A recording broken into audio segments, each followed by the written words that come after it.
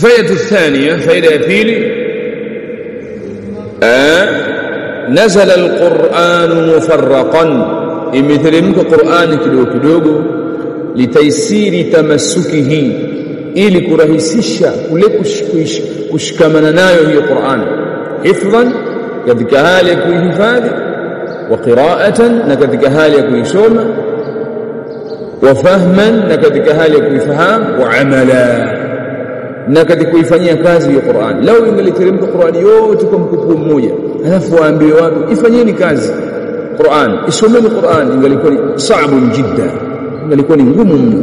Lakini Qur'an Allah kaiteremsha kidogo litaisiri tamassukihi ili kurahisisha kushikamana nayo hiyo Qur'an hifdhan wa qira'atan wa fahman wa amala, katika hali ya kuhifadhi, kuisoma na kuifahamu na kuifanyia kazi.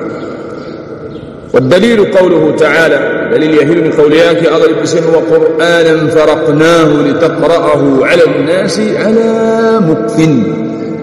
نهي القرآن سيسي tumeiteremsha kidogo ili upate kuisoma kwa watu hii Qur'ani kwa vituo. wanazzalnahu tanzila, na kwa hakika sisi tumeiteremsha Qur'ani kidogo.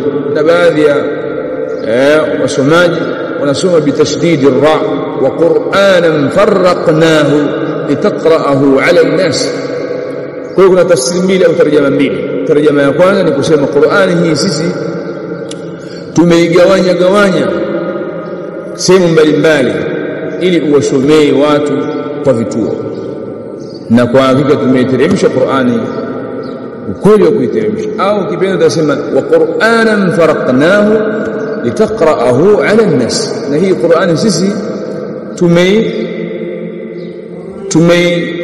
tumeiteremsha haya kuwa ni kipambanuzi kinachopambanua baina ya haki na batil ili upate kuwasomea watu kwa vituo.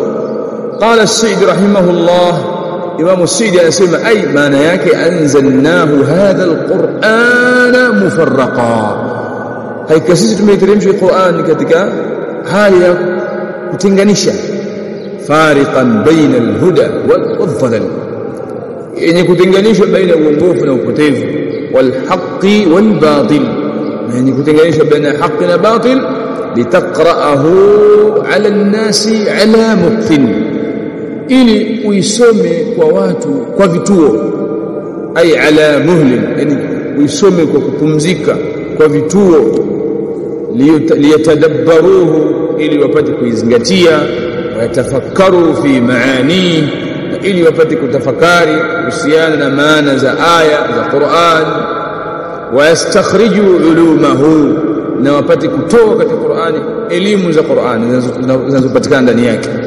wanazzalnahu tanzila, na kwa hakika sisi tumeiteremsha Qur'ani kidogo, ay shay'an fa shay'a, tumeiteremsha Qur'ani kitu kimoja baada ya kingine, mufarraqa, hali ya kutenganisha, fi 23 sana, katika kipindi cha miaka 23. hiyo ni faida ya pili min fawaid al-ilmiya.